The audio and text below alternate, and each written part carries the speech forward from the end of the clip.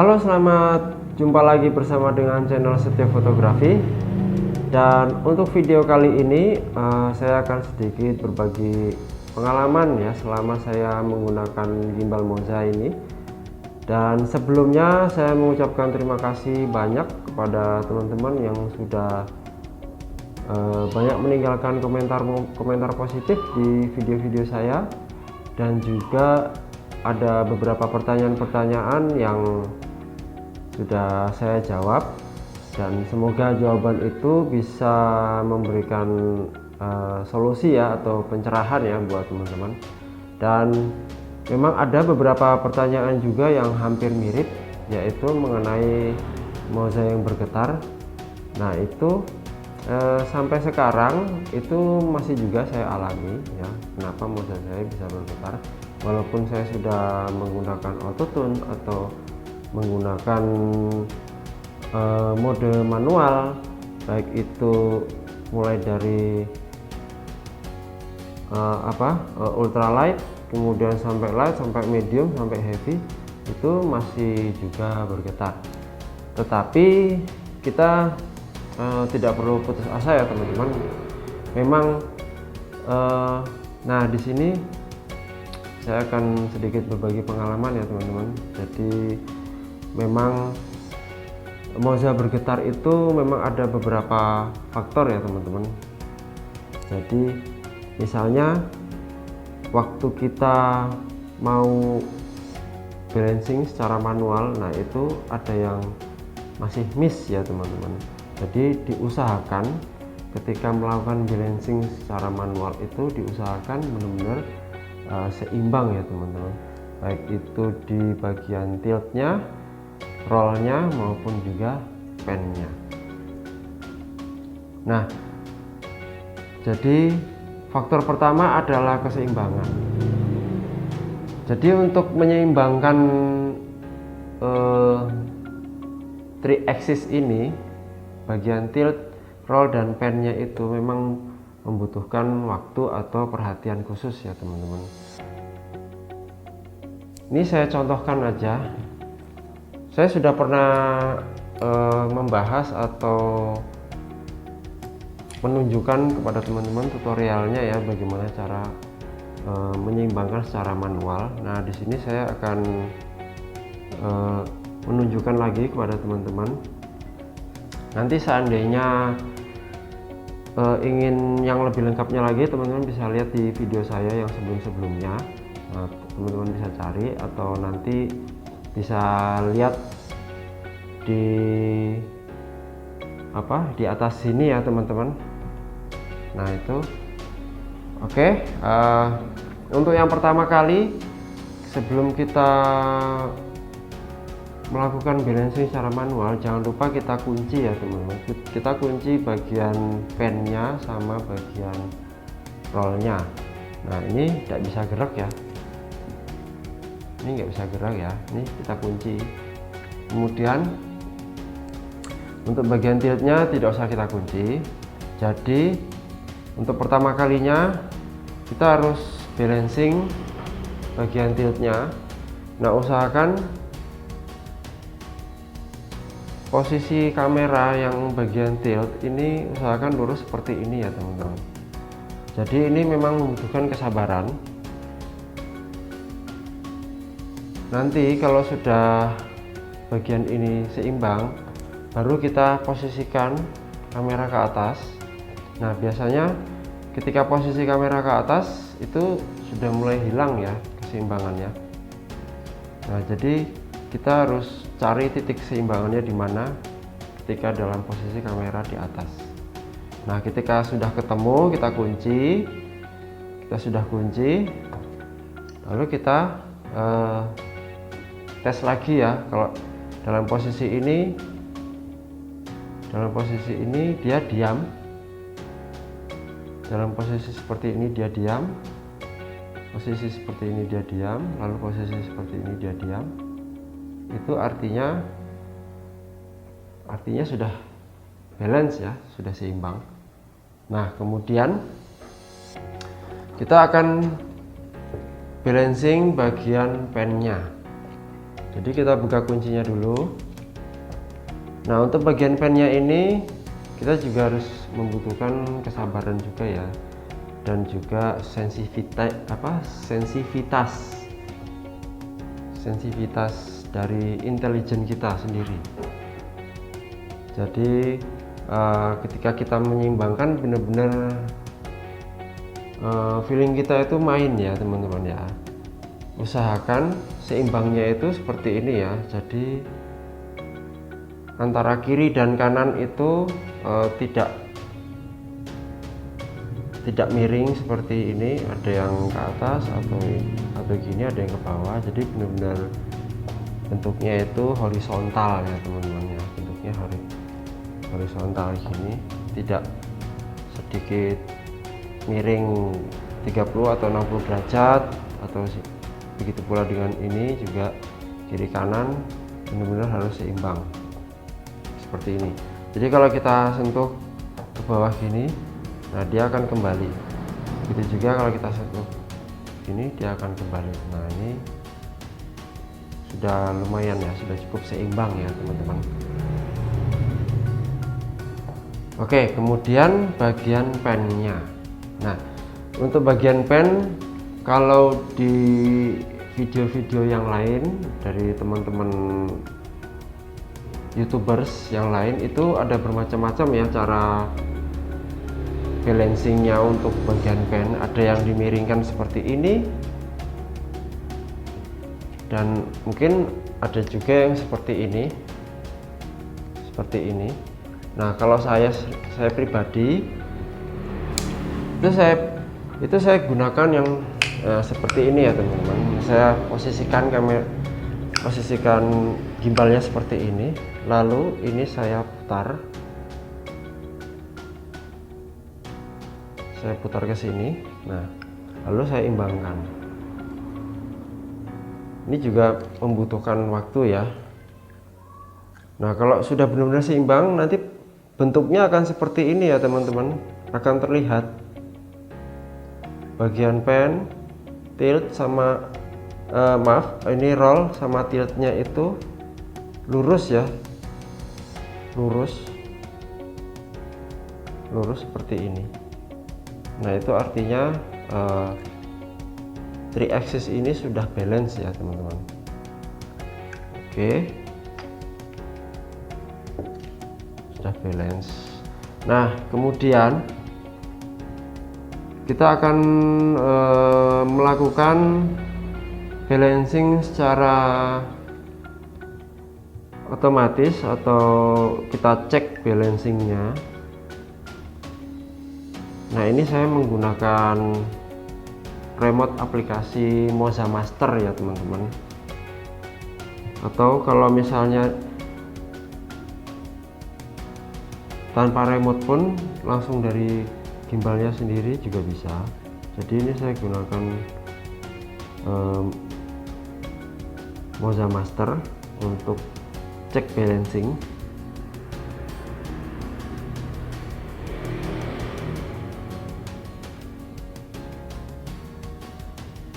Oke, sekarang kita akan lakukan cek balancing.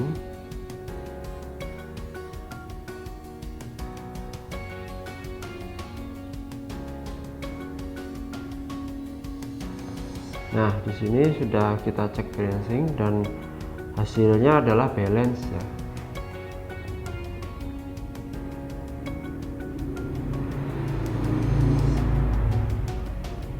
Oke, jadi ini sudah balance dan sudah dipastikan ini tidak akan getar ya teman-teman. Nah, getar itu bisa diakibatkan karena kinerja motor dari tilt atau dari pen, dari rollnya ini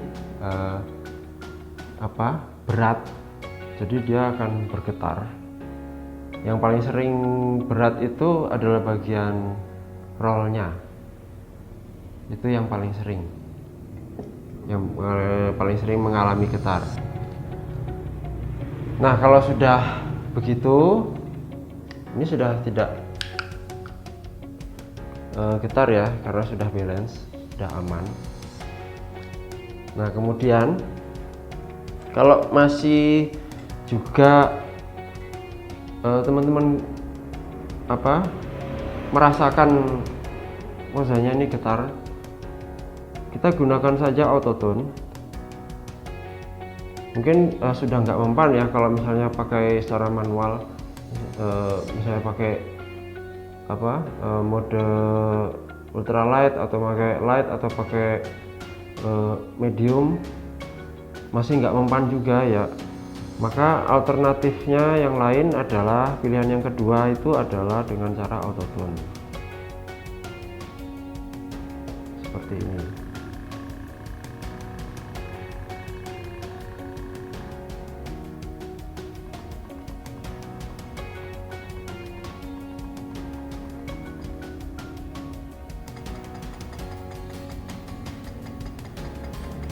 Oke. Nah, setelah kita autotune pasti akan kita menemukan nih angka, berupa angka-angka. Misalnya tiltnya ini ada 37%, kemudian rollnya ini ada 92%, kemudian pennya ada 67%. Nah, disitu angka-angkanya yang muncul ketika hasil dari autotune. Mungkin kalau kita autotune, maksudnya kalau kita balancing secara manual dengan memperkirakan angka-angka itu pasti akan membutuhkan waktu yang lama ya. Apalagi kalau pas kita sedang ada di lokasi event, tentu nggak mungkin kita gunakan secara manual, merubah angka tiltnya berapa, kemudian pennya berapa, terus rollnya berapa, itu pasti akan membutuhkan waktu yang cukup lama. Jadi menggunakan autotune aja saya rasa udah cukup ya. Oke, kemudian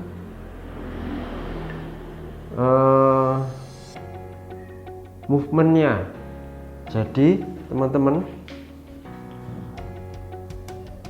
memang ada posisi-posisi tertentu yang kita tidak boleh lakukan, dan ada juga yang seharusnya, yang benarnya yang kita lakukan. Jadi contoh aja ya teman-teman, ini contoh.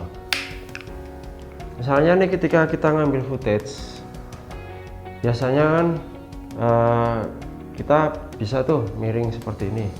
Oke, miring seperti ini. Oke, nggak masalah ya. Ini nggak masalah ini. Dia tidak akan getar, tidak akan masalah. Tapi kalau kita terlalu over, misalnya seperti ini, nah itu pasti ada, entah itu getar, entah itu dia tidak getar, tapi dia tidak bisa tidak bisa maksimal. Nah,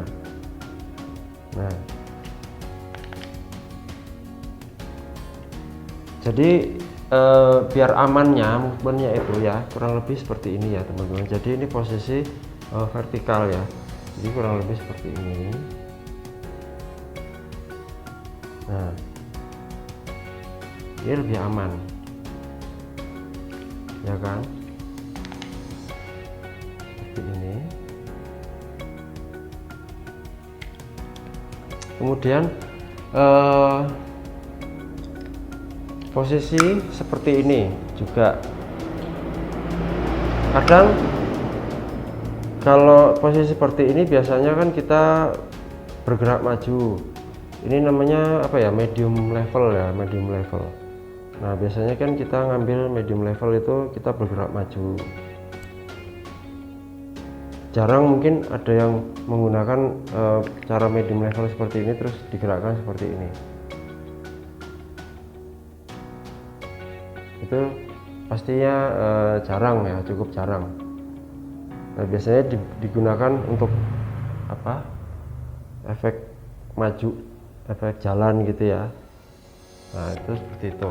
Kemudian ada juga yang lebih rendah lagi lebih rendah lagi ya, seperti anggap aja ini lantai ya, anggap aja ini lantai. Ada yang ngambilnya seperti ini. lalu dinaikkan ke atas. Nah, ini nggak getar ya teman-teman, sama sekali nggak getar itu ya. Nah, ada juga yang seperti ini posisinya seperti ini, ada yang dari samping, dari kiri ke kanan atau ke depan juga nggak masalah ya. Jadi benar-benar harus tepat posisinya. Nah, kemudian ada yang berkomentar begini, Bang, kalau ini kan saya sudah menggunakan ultralight, jadi menggunakan ultralight itu kira-kira ada efeknya nggak sih, Bang? Nah, jadi sepengalaman saya menggunakan ultralight itu saya merasakan ada efeknya menggunakan ultralight. Jadi ketika saya mengambil footage atau mengambil gambar dari bawah seperti ini, anggapnya ini lantai ya, dari bawah seperti ini, lalu saya naikkan ke atas. Nah, itu ada efeknya. Kalau secara kasat mata seperti ini nggak kelihatan, tapi ketika saya melihat hasil videonya, rekamannya itu gambarnya seperti kameranya itu ngangguk ke atas gitu. Jadi kayak begitu naik posisinya itu dia kayak ngangguk ke atas gini, jadi naik gini. Nah, jadi kayak ngangguk ke atas gitu. Itu efeknya, dan pastinya itu membuat footage-nya jadi kurang kurang bagus ya untuk dipakai. Nah, jadi lebih amannya gimana, Bang? Ya mungkin karena saya menggunakan autotune untuk menyeimbangkan 3 axis ini agar nanti hasil videonya itu bagus ya itu saya gunakan autotune aja. Jadi ketika saya ngambil under level di bawah, lalu saya naikkan ke atas, itu saya cek lagi rekamannya. Nah, kalau kira-kira efek ngangguk ke atasnya itu sudah tidak ada lagi, berarti ya aman tuh. Terus kalau misalnya ini saya mau ngambil medium level, saya pengen buat gerakan dari kiri ke kanan atau kanan ke kiri, ya kita jongkok aja, nggak apa-apa. Kita jongkok, lalu kita gerakkan seperti yang kita mau. Seperti itu ya, kita gerakkan, udah, itu juga aman. Nah, mungkin satu saat saya akan bikin kayak semacam BTS gimana sih cara movementnya untuk menggunakan gimbal ini, movementnya itu gimana. Nah, mungkin suatu saat saya akan bikin, dan mudah-mudahan itu bisa menjadi salah satu contoh aja ya buat teman-teman agar menggunakan gimbal secara baik dan benar gitu. Oke teman-teman, jadi demikian informasi yang dapat saya bagi di sini, dan semoga pengalaman yang saya bagikan ini bisa menjadi inspirasi buat teman-teman di sana, dan sedikit banyak bisa mengetahui bagaimana cara menggunakan gimbal Moza ini dengan baik dan benar. Dan jangan lupa teman-teman untuk like video ini, subscribe channel ini, dan komentar boleh teman-teman tinggalkan di bawah video ini. Dan kalau misalnya nanti masih ada pertanyaan-pertanyaan lagi, bisa teman-teman komentar aja di bawah. Ditunggu lagi untuk video selanjutnya.